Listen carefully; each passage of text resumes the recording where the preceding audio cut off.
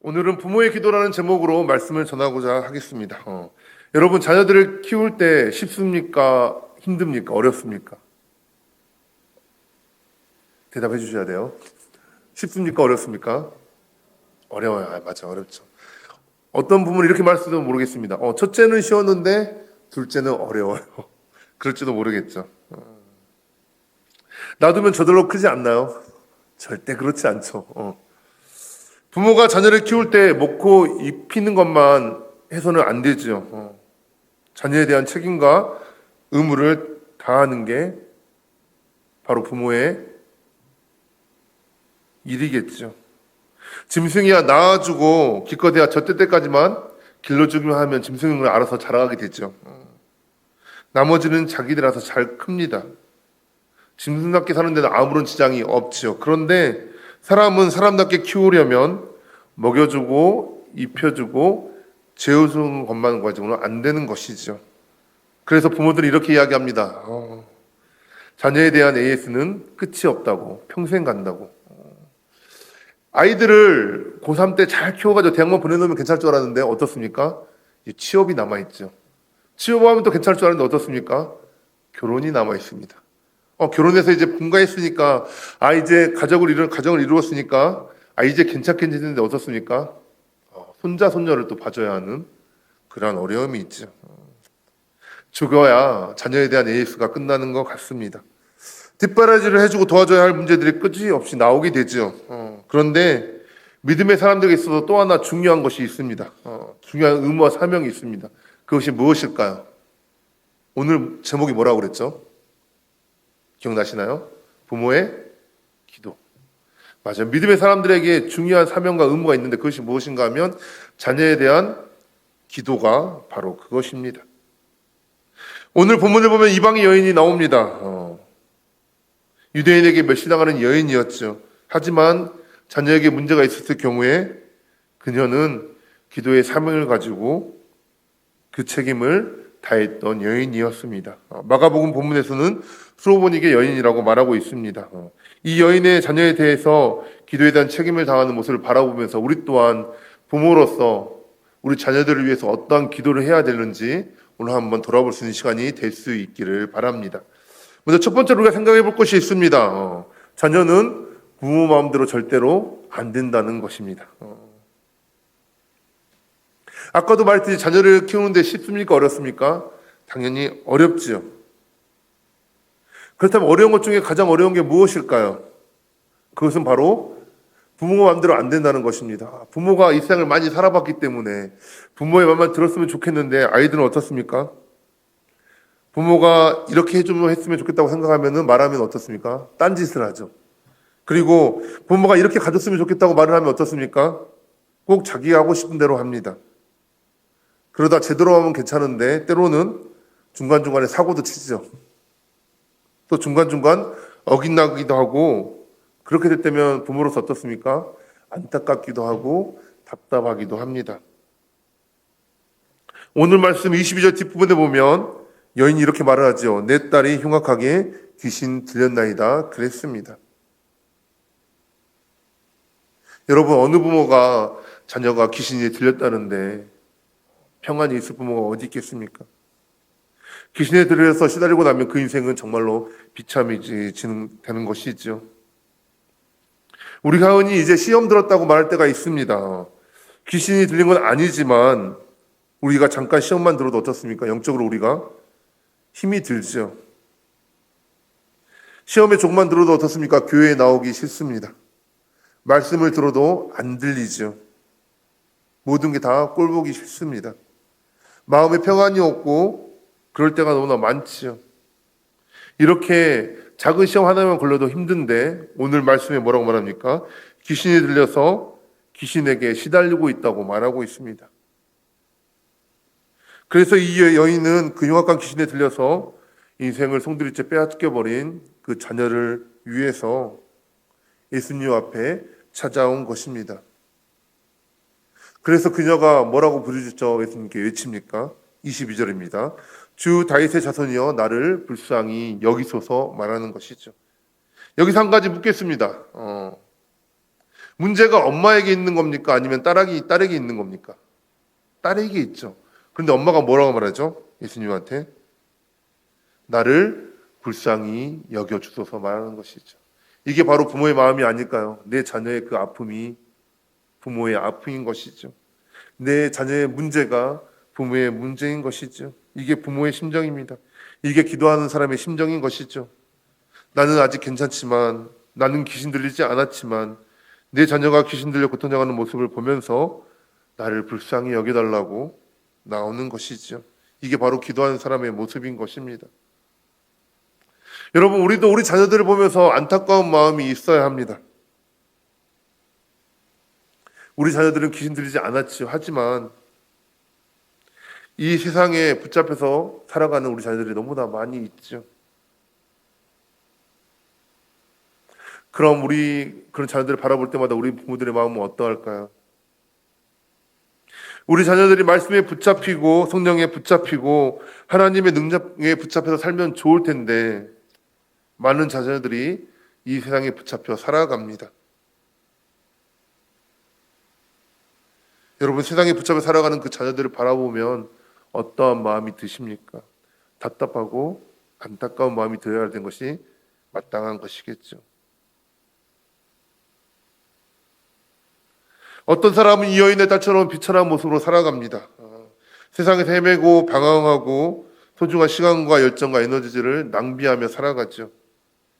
일도 안 풀리고 허탄한 삶을 살아갑니다. 이 세상이 그러나 놓아주지 않습니다. 때로는 세상의 친구들이, 때로는 세상에 즐길 것들이, 때로는 세상에 다른 미혹하는 것들이 우리 자녀들을 붙잡고 아주 비참하게 만들어 버리는 것이죠. 이런 모습을 보면 우리도 이 여인처럼 예수님께 부르짖어야하고 기도해야 하는 것입니다. 하나님 불쌍히 여겨달라고, 우리 자녀가 세상에 붙들려 있는데 주님께 붙잡혀야 돼. 우리 자녀가 주님께 붙잡히지 못하고 저 세상에 붙잡혀 있는데 비참한 상황을 살아가고 있는데 하나님 우리 자녀를 불쌍히 여겨달라고, 나를 불쌍히 여겨달라고, 이런 안타까운 마음이 기도가 있어야 된다는 것이죠. 어떤 사람은 자녀들이 세상에서 보기에 성공하는 것처럼 보일 수도 있습니다. 보이는 자들도 있죠.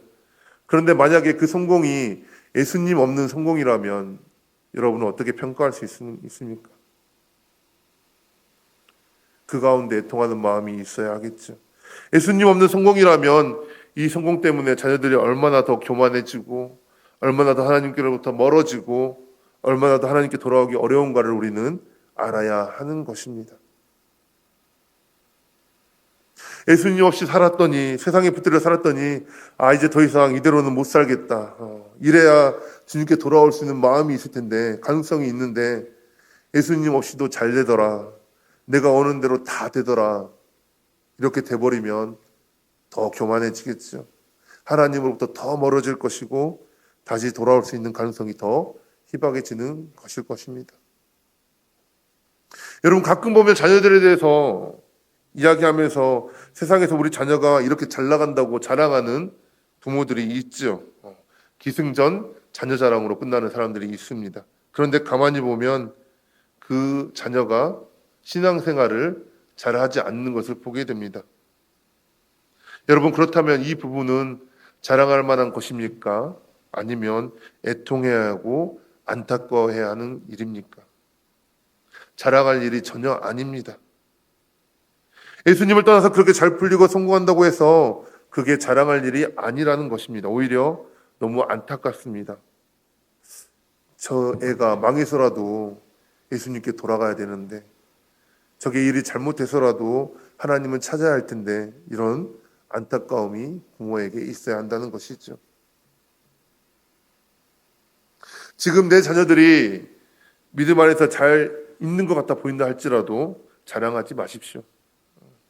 믿음 안에서 성공한 것 같아 보인다 할지라도 언제 어떻게 될지 모르기 때문에 자랑할 이유가 하나도 없습니다. 끝까지 잘 돼야 잘 되는 것이지 지금 잘 되는 것 중요하지 않습니다.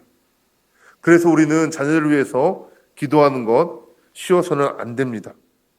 지금 잘 나가도 기도해야 되고, 지금 어려운 일이 있어도 자녀를 위해서 기도해야 하는 것입니다. 우리는 이렇게 우리의 자녀들이 우리의 뜻대로 되지 않을 때 하나님 앞에 기도하는 이 여인을 바라보면서 우리 또한 기도의 자리로 나와야 하는 것입니다. 두 번째로 오늘 말씀을 통해서 우리가 살펴볼 것은, 그렇다면 자녀가 우리의 뜻대로 되지 않는데 그렇다면 우리는 어떻게 해야 될까요? 안 된다고 해서 내 의지대로 막 밀어붙이면서 아이를 압박해야 하는 것일까요? 아닙니다. 오늘 성경에는 그 문제에 대해서 답을 말해주고 있습니다. 우리가 알아야 하는 것은 자녀의 문제를 가지고 기도하는 자리로 나와야 한다는 것입니다. 여러분, 기도는 무엇입니까? 하나님 앞에 나오는 것입니다. 우리가 오늘 또 이곳에 나와왔죠. 공간적으로 보면 우리는 동산교회의 예배당에 기도하러 나와왔습니다. 그러나 우리가 영적인 의미로 보자면 이곳은 하나님 우리를 만나주시는 지성소이고 성령이 강림하셨던 오순절 마가의 다락방과 같은 곳이죠. 예수님이 옷자를 만지는 그 은혜의 자리가 이 자리가 되어야 할 줄로 믿습니다. 우리가 아무리 교회 건물에 하루에 12번 이상 왔다 갔다 할지라도 그곳에서 하나님 은혜를 경험하지 못한다면, 하나님을 만나지 못한다면 우리에게는 아무런 의미가 없습니다. 기도하는 자리에 나온다는 것은 하나님 앞에 나오는 것입니다. 22절에 보면 이렇게 이야기합니다. 가나안 여자 하나가 그 지경에서 나와서라고 말하고 있습니다. 자기가 있는 그 자리에서 어디로 나옵니까? 예수님이 있는 곳으로 그 여인이 나왔다고 말하고 있습니다. 이 이야기가 무엇입니까? 이 여인이 딸의 귀신 들린 것을, 그 문제를 가지고 예수님 앞으로 나왔다는 것을 의미합니다. 여러분, 오늘 우리가 모인 이 자리, 이 기도하는 자리가 예수님 앞에 나오는 그 자리가 되기를 바랍니다. 여러분, 우리가 이렇게 정기적으로 기도하는 자리, 예배하는 자리가 있잖아요. 그죠? 금요 기도회가 있고, 수요 예배가 있고, 주일 예배가 있는데, 이런 예배의 장점이 있습니다. 그것은 무엇인가 하면, 스스로 기도하지 못하는 사람이 기도하러 나올 수 있는, 이런 기도할 시간이 있으면 그 자리에 나와서 기도하게 되는 장점이 있죠. 그런데 이러한 예배가 잘못하게 되면 형식적이고 의무적인 것으로 되어지게 됩니다. 그러한 약점 또한 있죠. 그래서 우리는 기도의 자리에 나올 때 어떠해야 하는가? 스스로 자기에게 동기부여를 해야 합니다. 내가 오늘 이 자리에 왜 나왔는가?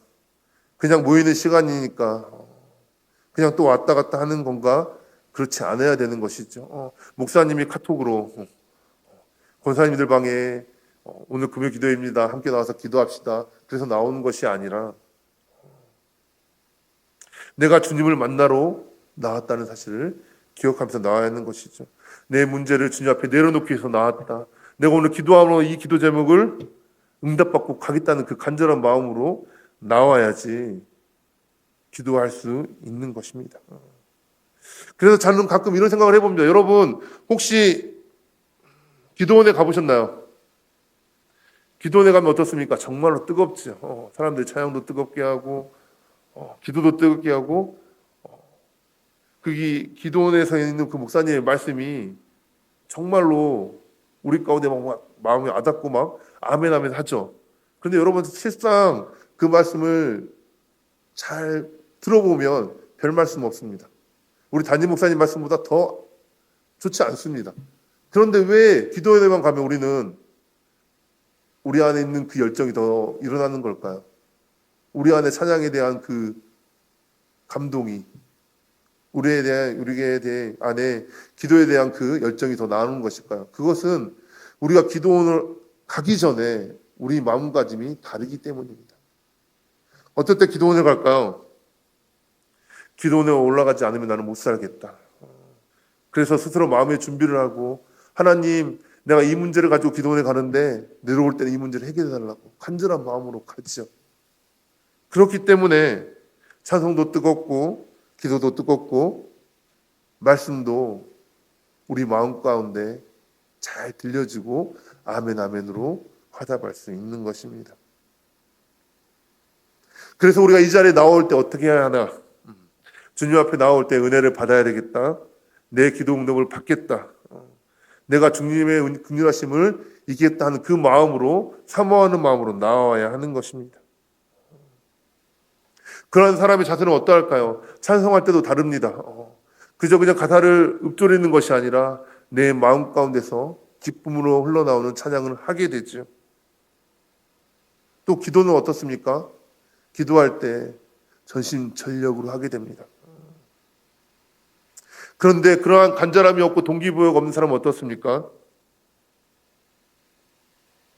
기도할 때 이거는 찾는 건지 기도하는 건지도 모르고 있다가 가는 사람들이 있죠. 또 우리 함께 통성으로 큰 소리로 기도하자고 하면 어떻습니까? 나는 교양 있는 사람이기 때문에 조용히 하겠다.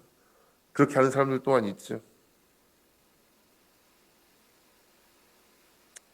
우리 마음 가운데 정말로 간절함이 있다면, 안타까운 마음이 있다면 오늘 말씀에 가나안 여인과 같이 부르짖으며 간절히 주님 앞에 나올 수밖에 없을 겁니다. 절대 조용할 수가 없는 것이죠.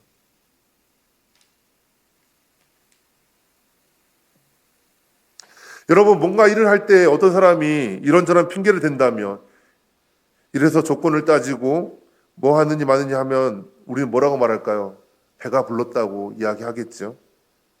좀 더 고파봐야지, 배가 고파봐야지 이런 소리를 안 할 거라고 이야기합니다. 기도하는 것도 보면 그렇습니다. 아직 배가 부른 사람들이 많은 것 같습니다. 아직 배가 안 고픈 거죠. 하나님 응답해 주지 않아도 버틸만 하니까 기도할 때 전심으로 하지 않습니다. 그렇기 때문에 기도할 때 힘이 모아지지 않는 겁니다. 그러나 마음이 가난해지고 사모함이 있고 오늘 이 기도에 대한 동기부여가 되어 있는 사람은, 준비가 되어 있는 사람은 어떻습니까? 제가 설교를 정말 개떡같이 해도 찰떡같이 들을 것이고, 찬송을 시작하기만 해도, 전주가 시작되기만 해도 그 가운데 감동이 있어서 어떻습니까?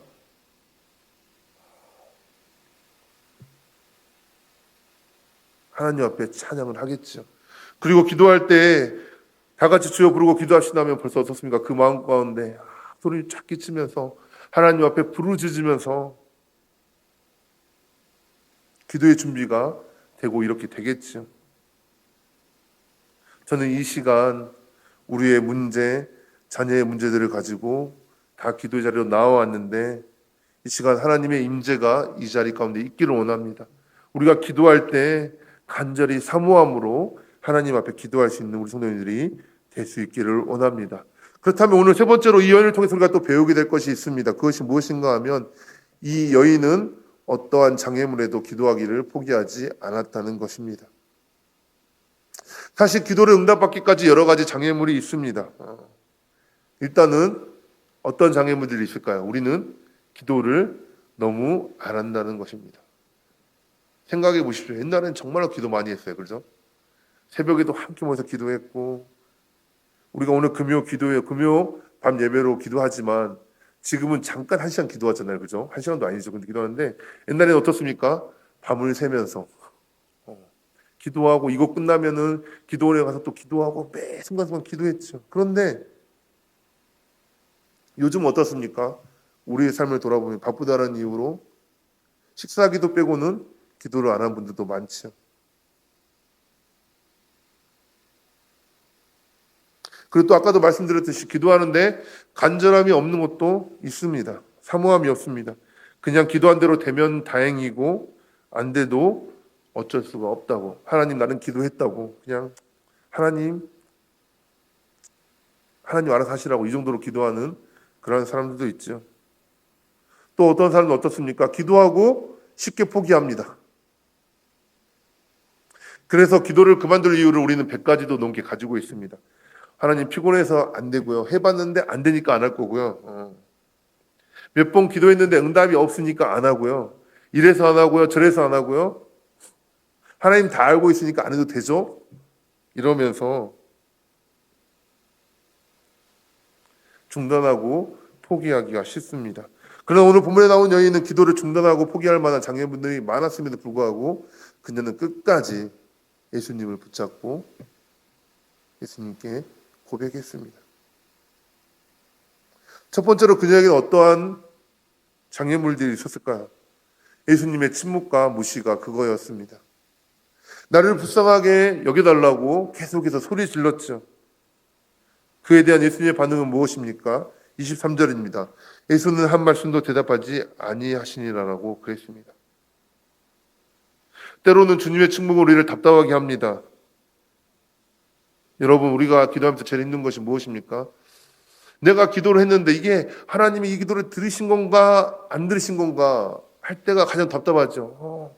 이거 알았으면 좋겠는데, 요즘으로 치자면 우리가 카톡을 보내잖아요, 그죠? 그러면 카톡 상대방이 읽으면 어떻습니까? 일이 지워져요, 그죠? 그것처럼 우리가 기도를 하면 그 카톡 일이 지워지는 것처럼 하나님이 내 기도를 들으셨다는 게 딱 알게 된다면 너무나 좋을 텐데,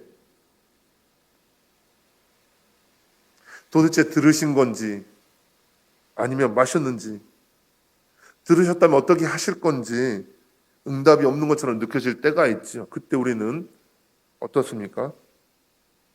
답답하게 느껴지고 포기할 때가 있죠. 이 여인도 마찬가지입니다. 바로 코앞에서 주님을 부릅니다. 불쌍히 여겨달라고 자신의 처지를 말하면서 자기 딸의 상황을 말하면서 예수님 도와달라고 이렇게 외치죠. 그랬는데 예수님의 대답은 무엇입니까? 한 말씀도 하시지 않습니다. 그냥 무시하고 가던 길을 걸어가십니다. 두 번째로 이 여인이 넘어야 될 장애물은 무엇입니까? 예수님의 차별과 거절입니다. 계속 쫓아오면서 시끄럽게 하니까 제자들이 이렇게 하죠. 예수님 이것도 어떻게 해보라고 말하는데, 이에 대한 예수님의 답은 이렇습니다. 24절입니다. 예수께서 대답하여 이르시되 나는 이스라엘 집에 잃어버린 양 외에는 다른 데로 보내심을 받지 아니하였노라 하시니 그랬습니다. 이스라엘 족속에 나를 보냈지 저런 이방 여인에게 보내지 않았다는 것이죠. 여러분, 요즘 같으면 어떨까요? 요즘 만약에 예수님 오셔가지고 이런 말을 사람들에게 했다면 어땠을까요? 난리 났겠죠. 예수님 쫓겨났을 겁니다. 왜요? 외국인 차별했다고, 소수인권 차별한 거 아니냐고 하면서 난리가 났겠죠. 그런데 이 여인은 이러한 것 또한 극복해냈습니다. 세 번째 또 장애물은 무엇이었을까요? 모욕과 거절이었습니다. 26절입니다. 대답하여 이르시되 자녀의 떡을 취하여 그들에게 던짐이 마땅하지 아니하니라 그랬습니다. 기도 안 들어주면 되고 자기의 부르짖음 안 들어주면 되는데 예수님이 뭐라고 말했죠? 기치고 한 거죠. 여러분, 내가 자녀의 떡을 그들에게 던짐이 마땅치 않다는 이 얘기가 무엇입니까? 여인에게 너는 개 같은 족속이 아니냐, 이 말이 아니겠습니까?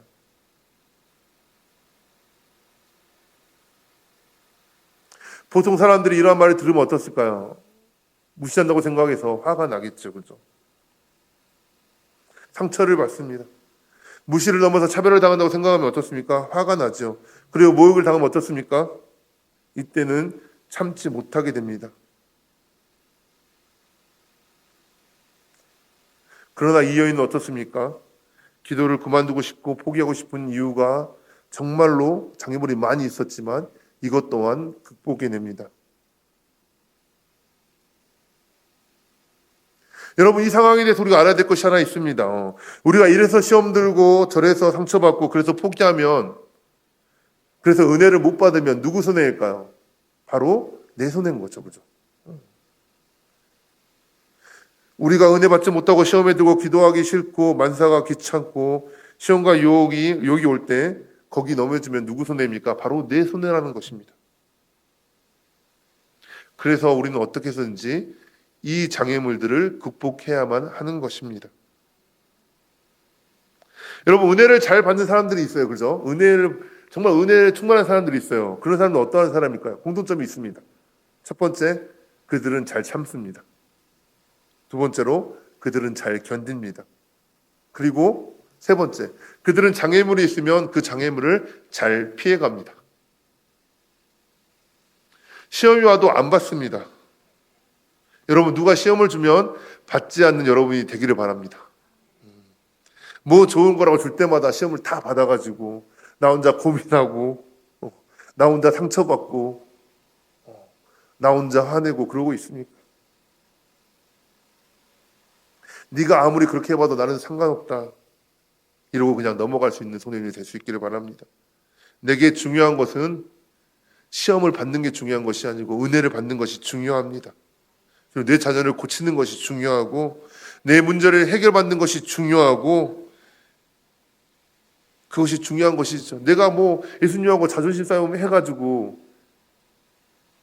예수님을 이기는데 무슨 소용이 있고 내가 이기려고 한다고 한들 예수님을 이길 수 있겠습니까? 없지. 택도 없습니다. 그러므로 잘 참고 잘 견디고 무엇으로 영적으로 중요한지를 잘 분별할 수 있는 우리 성도님들이 될 수 있기를 원합니다. 이 여인은 어떠했습니까? 예수님께서 무시하고 응답하지 않을 때 오히려 그 뒤를 따라가면서 더 큰 소리로 외쳤죠. 이방인이라고 거절할 때 나를 도와달라고 더 매달렸습니다. 개처럼 취급하고 모욕적인 이야기를 해도 내 딸을 고쳐야겠다는 그 마음으로 아무렇지도 않게 맞습니다. 저는 개 같은 존재입니다. 그래도 개도 주인의 상에서 떨어진 부스러기를 먹는다고 바짝 엎드려서 은혜를 구했습니다. 만약에 이 여인이 자신을 무시한다고 자존심이 상한다고 이방인이라고 인종차별한다고 나를 개에 비유했다고 마음을 닫아버리고 예수님께 부르짖기를 포기했다면 주님 앞에 화를 내고 돌아갔다면 그 딸은 고침을 받을 수 없었을 것이고 계속 고통 가운데 비참한 삶을 살아야만 했을 것입니다. 그러나 이 여인은 정말로 대단할 정도로 잘 참았습니다. 우리가 성경을 그냥 글로 읽으니까 이 여인이 별로 뭐 한 게 없는 것 같이 보이죠. 제가 뭐 예를 한번 들어드리겠습니다. 어느 날 성도 중에 한 분이 저한테 왔다고 생각해 보십시오. 그러면서 목사님 지금 저희 가정 가운데 이러한 문제가 있는데 기도 좀 부탁드립니다 하고 있을 때 아니면 신방 좀 부탁드린다고 했을 때 제가 여러분께 이렇게 말했다고 해보십시오. 왜 나한테 기도해 달라고 하냐고. 내 자식들 기도하기도 시간 없어 죽겠는데 왜 나한테 기도해 달라고 하냐면 여러분 어떨까요? 아니면 또 이렇게 말해볼까요? 장로가 돼가지고 권사가 돼가지고 집사가 돼가지고 기도하지 못하고 남한테 기도해 달라고 하냐고 이렇게 말한다면 여러분 어떨까요? 벌써 마음이 상하지 않습니까? 제가 그 말을 들었으면 저는 다른 교회가 어디가 있지? 교회를 옮겨볼까? 그런 마음이 들지 않을까요? 지금 이 여인의 상황이 이러한 상황입니다. 그런데 여인은 어떻게 했습니까? 거절당하고 무시를 당하고 침묵 속에서 모욕 속에서 이런 것들을 하나하나 다 감당하면서까지 끝까지 주님 앞에 매달린 여인을 보게 됩니다. 여러분 믿음의 사람은 하나님께서 침묵하실 때 그것이 거절이 아니라는 것을 알게 됩니다. 기도해 본 사람은 예수님께서 거절하실 때 그것이 기도를 부정하는 것이 아니라는 것을 알게 됩니다. 때로는 우리가 세상에서 멸시를 당하는 것처럼 또 세상 사람들의 조롱을 받는 것처럼 되어 있는 상황 가운데서도 영적으로 깨어있는 사람은 그 속에서 우리를 향한 하나님의 뜻이 있음을 알게 되는 것이죠. 그렇기 때문에 내게 어떠한 상황이 주어진다 할지라도 내 앞에 어떠한 장애물이 있다 할지라도 그 장애물에 넘어지는 것이 아니라 기어이 그 장애물을 뛰어넘어서 하나님의 응답을 받아내고 마는 것이 바로 우리 그리스도인들이고 참된 성도인 것입니다. 여러분 우리의 모든 문제는 어디서 결정될까요? 바로 기도의 자리에서 결정되어집니다. 아말렉과의 싸움이 있었죠. 여호수아가 아말렉과 싸울 때 그 싸움의 승패는 어디에서 갈려졌을까요? 산 위에서 모세가 손을 들고 기도할 때 그 기도에서 결정이 났습니다. 이스라엘 백성들이 홍해를 만났을 때 홍해가 갈라지는 것은 어디에서 결정이 났을까요? 모세가 손을 들어 하나님 앞에 기도할 때 그 기도를 힘입고 하나님께서 동풍을 보내셔서 그 물을 벽을 세워서 그들을 건너게 하셨습니다. 여러분 우리의 자녀들이 문제가 있을 때 우리에게 문제가 있을 때 그것이 어디에서 결판이 날까요? 바로 우리의 기도의 자리에서 결판이 납니다. 자녀의 인생을 얼마나 좋은 학원을 다녔느냐 얼마나 좋은 선생님을 만났느냐가 아니라 부모의 기도의 골방에서 결정되는 사실을 기억해야 하겠습니다. 우리의 모든 문제도 마찬가지입니다. 우리의 문제는 내 실력에 좌우되는 것이 아닙니다. 기도의 골방에서 결정되는 것입니다. 여러분, 목사의 목회도 마찬가지입니다. 목사의 목회가 이 강단이나 막 여러 가지 행사가 아니라 정말로 목회가 성공하는 것, 결정되는 것은 바로 하나님 앞에 무릎 꿇고 기도하는 그 자리에서 결정되어지는 것입니다. 오늘 가나안 여인을 바라보면 우리도 그와 같이 되기를 바랍니다. 우리 자녀를 위해 기도하고 있다면 여러분 끝까지 포기하지 않는 여러분이 되기를 원합니다. 우리의 문제들을 하나님 앞에 가지고 나아올 수 있는 우리가 되기를 원합니다. 그리고 그분께 맡겨드립시다. 어떤 장애물에도 기도를 포기하지 않는 우리 모든 동산교회 성도님들이 될 수 있기를 소원합니다. 여러분, 여러분에게는 기도의 동역자들이 있습니까? 없으시나요? 우리 서로가 기도의 동역자들이 되어줄 수 있었으면 좋겠습니다. 저에게는 기도의 동역자들이 있습니다. 10명의 대학 친구들, 기독교 동역자들이 있고요. 그리고 제 모교의 기도의 동역자들이 있습니다. 중고등부 수련회를 간다고 그곳에 이제 말씀드렸더니 그 기도의 동역자들이 일주일 동안 중고등부 수련회를 위해서 기도해 주셨습니다. 여러분, 옆에 있는 성도들을 바라보십시오. 우리 함께 기도하며 승리할 수 있는 성도들이 될 수 있기를 원합니다. 우리 서로가 기도의 동역자가 되어서 함께 지어져 가고 함께 말씀 안에서 세워져 가는 우리 모든 동산교회 성도들이 될 수 있기를 바랍니다. 이 시간 함께 기도하도록 하겠습니다. 사랑의 하나님 아버지, 감사합니다. 오늘 또 이 기도 자리에 우리를 불러주시고 오늘 이 가나안 여인을 통하여서 하나님께 어떻게 부르짖어야 하는지 다시 한번 기도의 사명을 깨닫게 해주시니 감사합니다. 하나님, 우리 문제를 가지고, 우리 자녀들의 문제를 가지고, 우리 교회의 문제를 가지고 이 시간 모였습니다.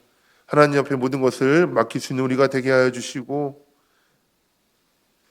장애물에 포기하지 않게 하여 주시고, 기도함으로 우리의 모든 기도 제목들을 이룰 수 있는 은혜가 충만한 우리 모든 성도들 될 수 있도록 인도하여 주시옵소서. 예수님의 이름으로 기도합니다. 아멘.